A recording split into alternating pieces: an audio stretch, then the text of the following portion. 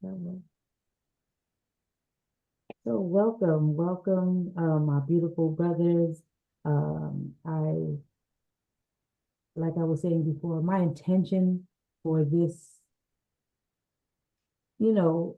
gathering is to bring love and understanding and acceptance to conversations between Black men and Black women. Like we were talking about at the wellness event, you can't have a conversation with Black men unless you're having a conversation with Black women, and you can't have a conversation with Black women without a conversation about Black men. And here we are. I'm calling this Black Gen X Speaks TV. I know that LeBron, you are from Gen X. Micah, you're right there on the cusp, so that was interesting. We have to create a space for that because there's a lot of you guys on the cusp.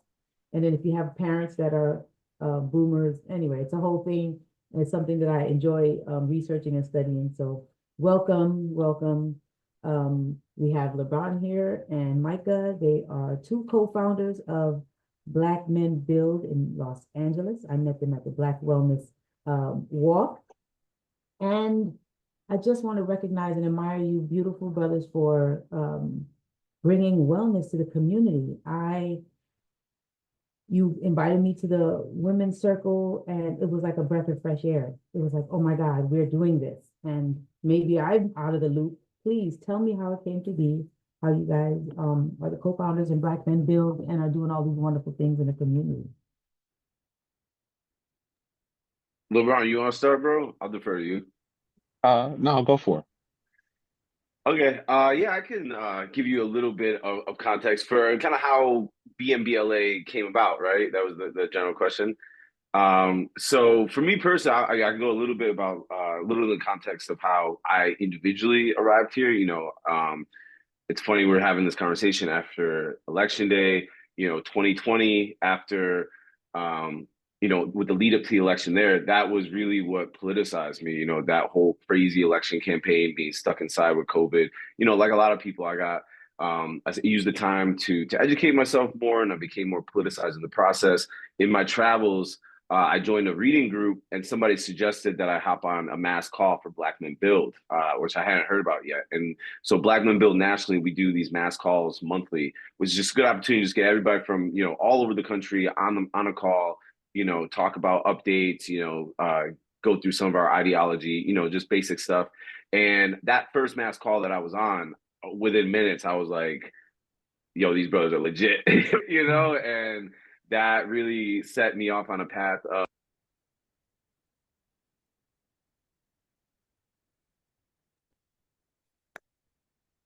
yeah, that set me off on a path of learning more about the organization and then reaching out to them and expressing interest in starting a hub in Los Angeles since we didn't have one. At that time, when I finally did reach out, this was probably around like late spring of 2021. They're like, "Oh, great, we have this other brother who also just recently reached out to us," and that was LeBron. And then so they put us together. They gave us a sheet with people that had signed like our values pledge, and we just got it going. And then yeah, so if LeBron wants to add anything, or some of his story as well, go for it, bro. Yeah. A lot similar. I think I was always passionate about community issues. But I was always a person that was always just examining it from the sidelines. And always just giving my input, sitting on my couch. And coming out of the Ahmaud Arbery murder, and the George Floyd uprisings, I just felt a calling to get more active, and to get more involved, and uh, really felt as though just sitting on the side was not enough. Voicing my complaints was not enough, and that I actually need to get out there and be a part of the action. And so got out, started getting a little bit more involved in actions and protest. Was just really looking for a home to get more organized, in a place with like-minded brothers to sharpen my political knowledge, and my organizing skills. In some kind of way, just the universe dropped it. Uh, in my path, and I came across a Black Men Build post. I believe it was on Instagram, and it was also for one of the mass calls. So I hopped on the mass calls, and just like Micah said, man, just seeing hundreds of Black men come together, and actually trying to unify to address some of these issues was exactly what I was looking for. They started talking about book clubs and self-defense training and all of these things, and I'm like, yes, this is the stuff that I've been looking for, and was hooked immediately. Like Micah said, reached out, got a little contact back, and yeah, Micah and I have been rolling ever since. Nice, nice. And so I have your magazine here, Wartime. I picked it up during the Women's Circle, and it's intense. And um, what I like about it, of course, being a self-care specialist and into teaching about wellness, is that in all of what we got going on as Black people in America, there is a place for wellness. And of course, I was drawn to that article, defense and wellness. So how did you bring together defense and wellness? Because, I kind of live in the wellness space, and I never thought of that. Yeah, defense is wellness, right? Like, no, feeling at peace also means knowing that if something happens, you know what to do. So you guys mind talking to me a little bit about that? Yeah, I can add some of that. I think it's important to start with some of the core piece of our programming, which is our men's circles. The reason that I bring that up is because the main ethos of our men's circles and why it's our core piece of programming is because any work that we do externally in our communities to try to heal our communities, to try to heal the conditions that have been manufactured in our communities, if we're not doing that from a place of being healed ourselves, then that math is not mathing. You know what I'm saying? And so healing is extremely vital, just as a people in general, as an American people, let alone as Black people. There's a lot of trauma placed on this country, and conditions have gotten increasingly harsh over the years, and people don't even realize how much tension and how much pain they're holding on to. This country is not set up in a way that facilitates natural healing. If anything, it facilitates more pain. You know what I'm saying? So that's the system that we're confronting. That's the system, that American lives in, from a capitalist system, from a consumerist system. None of this is set up to allow for healing. And so we have to be intentional about our healing process, even in our organizing process as well. And LeBron is actually our he's been leading the charge on the men's circle. So I also want to make space for him to give his input as well. Yes, please do. Yeah, no, for sure. Yeah, just to tag on that a little bit, defense and wellness. Yeah, I think, yeah, as Mike was saying, healing ourselves, but that also kind of tags on to, not in this country, I feel as though we're often just constantly having to look over our shoulders, right? And there's that constant weight of just always, being villainized, right? And a lot of times, a lot of our brothers don't know how to uh, process those thoughts and process those emotions, right? And that ends up kind of turning into a negative action um, out in the world. And so, as far as learning how to regulate ourselves emotionally, it allows us to defend ourselves from those outside forces, and to defend ourselves from tearing ourselves down within. Mm, mm. That's interesting perspective. I like that a lot. And I'm so glad to be here talking about this because, in my experience, I've been teaching people how to practice self-care, and I didn't look at it as a defense mechanism. I just thought of it as, well, you know, if you hit all 8 pillars of your self-care routine, that you will be whole enough to be outside in the world, right? In our skin. And you know, this is so important and so dear to my heart because, you know, even when you, let's say you try to access mental health services, which I have experienced, excuse me, there's this baseline of information as a Black person that you feel like you have to explain if the person is not Black. Like, let me just get you to understand where my mindset is from I was born to I am now existing in this skin, in this place, before we can even talk about whether or not what I'm experiencing as far as what I'm going through at work or what I'm going through in social circles, as a business owner, as a student, as a child in school.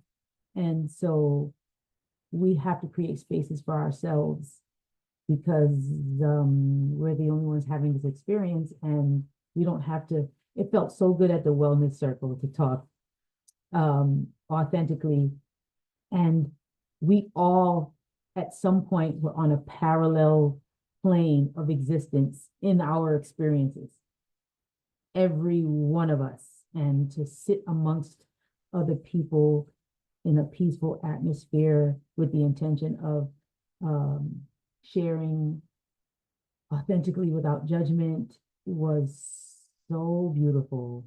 It did something to my soul, and I was like, oh my God, these brothers are doing it. Like,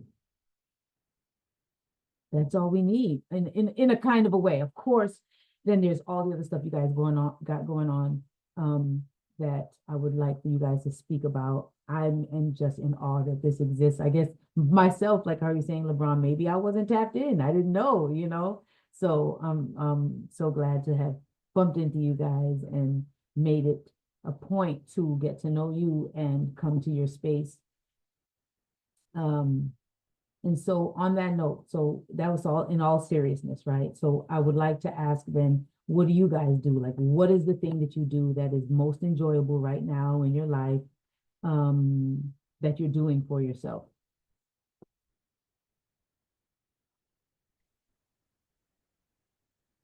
Mm, You go first, bro. Sorry, would you mind maybe just repeating that? Give me sure, a few more seconds to think that one. absolutely. So what Mhm. is something enjoyable that you're doing for yourself? So I'll start. Mm. I like to dance. I'm from the B-girl era, so we don't partner dance, we just dance, right? And you know, you do the Rambo, the WAP, whatever.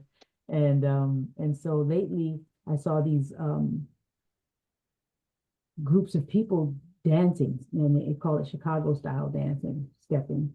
And I took a Chicago style stepping class, and I thought it was gonna be easy. I'm like, yeah, I'm gonna go in there and just boogie oogie, you know.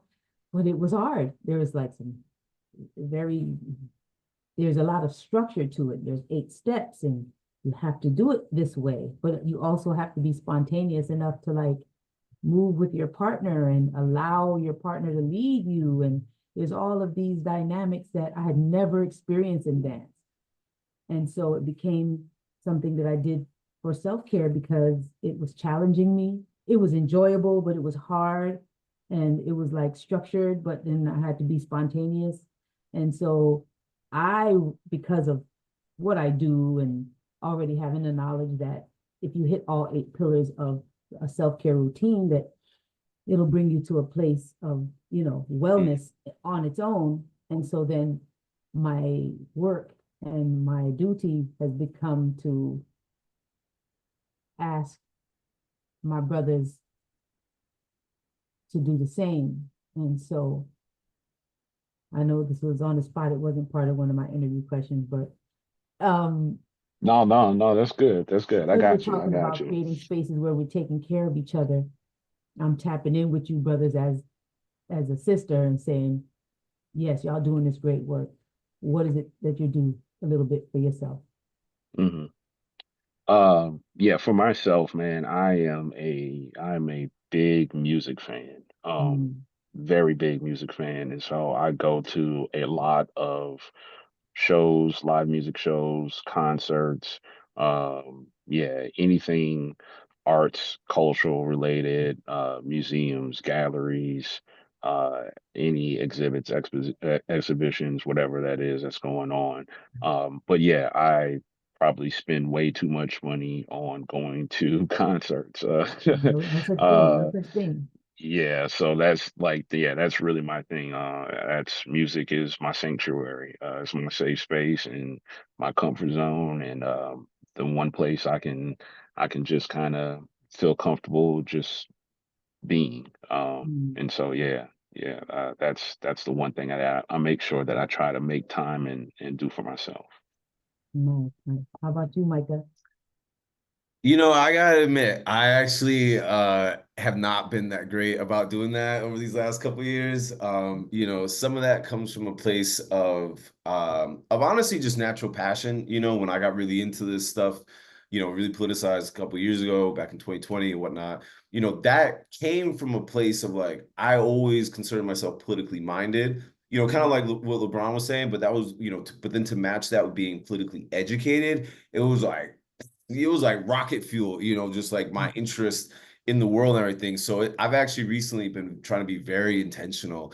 You know, I've been in a cycle of burnout these last couple of years, you know, and I'm just like, you know, just accepting that that's not healthy, you know, that even for the work that I'm doing, you know, if I care about this work, kind of like what we're talking about, but I'm constantly burning out all the time, how effective am I going to really be? You know, so Mhm. some of the things that I've been trying to incorporate more and kind of get back into, you know, nature is, you know, the always eternally healing option. You know what I'm saying? Mhm. Nothing is a quicker fix than just going and spend some out, you know, a couple hours out in nature, you know, and being in LA. I'm fortunate that we have, you know, such access to such beautiful nature, whether it's the mountains, the beach, you know, trails, wherever. So, I've been trying to do that more. You know, I also have a Bengal cat. So I try to take him out, you know, on trails, spend time with him, you know, just get some love, you know, get some animal love. You Mhm. know, the arts too, yeah, like LeBron, I'm a big music fan. I don't go as many live shows, but honestly, just even just chilling with, you know, some dim lights and listen to some Mhm. music on like Mhm. a Mhm. Friday evening in my room, you know, in my home with, you know, maybe something rolled up like that, you know, that alone is like after a long week helps me out a lot. And just understanding that like, yo, you don't have to do anything. It's cool. Like just Yeah. chill, relax. Like just the act of literally doing nothing to me has Mhm. actually become like something that I very much cherish and try to incorporate, you know, and not always try to convince myself that I got to be moving and doing all these thousand different things, you know. So yeah, just getting out, relaxing, you know, spending time with loved ones, you know, films, you know, music, you know, a lot of those natural like feel good comfort things for your soul. Absolutely. And yeah, it doesn't, and there was no pressure about that question and no judgment at all.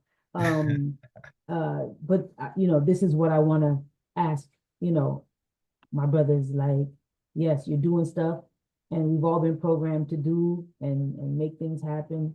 And so basically the education is in like what you said, the veg out. Like it doesn't feel like you're doing something. It's very hard. It's hard for me. I took a purge from doing stuff one weekend because it was like the full moon and it was recommended. And it was quite difficult. Mm-hmm. It was difficult to just be, don't think about anything. Don't pick up your phone. Don't call anyone. Don't search for it. Don't research. Don't do any work at all, you know? And Yeah. it's not easy. And I think that's why it's important that we have these conversations. Um, so I guess my next question for you guys is about what's the next thing coming up for Black Men Build that you guys are excited about. Yeah, we have so we currently are on going on a break actually basically starting this weekend until the new year. So, you know, in this conversation of self-care, I'm actually really excited about this break that we're about to go on, you know, as BMB. But you know, even within that break, you know, there's also going to be some reloading that we're going to be doing. You know, we just launched our newest piece of programming about 2 months ago or so, because we're on the fourth session now. We call it Wartime Roundtable. It's been going really great. Every session I think has been improving and getting better and getting sharper, and we've been having better conversations each time. So just continuing to use this free time that we do have during break to put into the Wartime Roundtables, because that is one of the we have 2 pieces of programming that's still going to be active during break. The Wartime Roundtables are one. So I strongly encourage anyone out there, if you're in LA, to come to that. We do that at All Power Books on West Adams. And that's every other Monday. So our next session for that is going to be November 18th. And our tagline for that is policy, politics, and current events. So, anything that falls into those 3, realms, it's all up for discussion. We're just really trying to sharpen people's political education at a time where our lack of political education is being weaponized against us in all types of different ways. So it's extremely important that as we sharpen our, and take care of ourselves from a men's circle standpoint, that we also balance that by taking care of the mental aspect and also learning PE. And so I'll kick it over to the Bronx. I know we also have some men's circle stuff that we'll be doing as well during the break.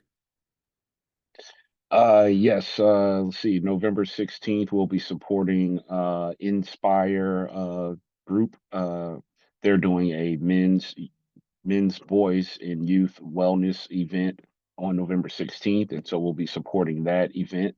And then, yes, like Micah said, we'll still be doing our men's circles and women's circles on the first Saturday of December and first Sunday of December. Those will be our next upcoming men's and women's circles. Okay, awesome. And so how do you feel if because I want to have more of these conversations. Yes, it's dedicated to Gen X Black men. And funny that one of the ladies at the Women's Circle, who's a millennial, because I just was transparent about it, like I think I'm the oldest person here today. She said that Gen X voices are not heard. Everyone talks about the boomers and everyone talks about the millennials, but no one's talking about the Gen X. And I'm like, really? We're the coolest generation ever. Why isn't anyone talking about us? And so I'm hoping that we can continue to share this space together. Again, I'm super grateful to have met you guys at the wellness event.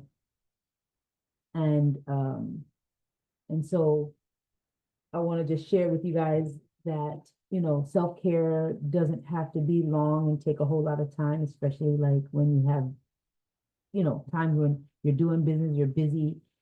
Pick an amount of minutes that you can sit quietly. 5 minutes. Sometimes for me, I have one of those 5-minute meditation days. I do it in the morning, 5 minutes. Stop in the afternoon, go in my car, put on the sound bowl, 5 minutes of just breathing and thinking about my breath, and then 5 minutes in the evening before I go to bed. Maybe I just have 5 minutes, but just please take those 5 minutes. It's 15 minutes a day. That's like, you know what I mean? That's like a shower, or that's like lunch if you have to scoff down lunch. So I want you guys to take time to take care of yourself, no matter how busy you are. Whatever it is that you like to do, love to do, be intentional about it. Take deep breaths while you're doing it, right? Visualize yourself being awesome in that moment, because that's what self-care is all about. And yeah, let's have this conversation again. How you guys felt about it? Yeah, Absolutely.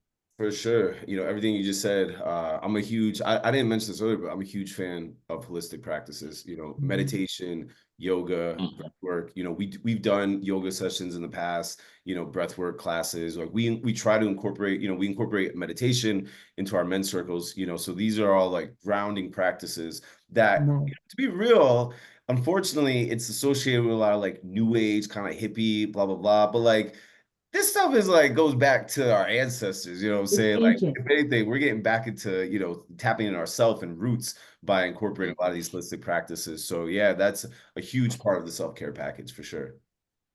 Nice. So was there anything else you guys like to share? Thank you for, doing this with me. My usual interviewees are people that I know and very familiar with. So this was like my very first super professional interview with some brothers out there in the community, you know what I mean, activating and transforming lives. So let's do this again, please, and I appreciate y'all so much. Yes, please, absolutely. I also want to say we are actively recruiting. Black Men Build, we're a base building organization. We can't do any of this alone. And I would also say a huge part of self-care, especially in these, turbulent times, is finding community.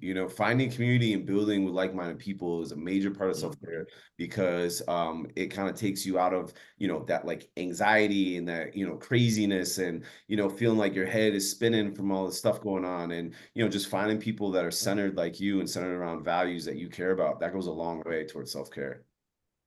Absolutely. Thank you for that.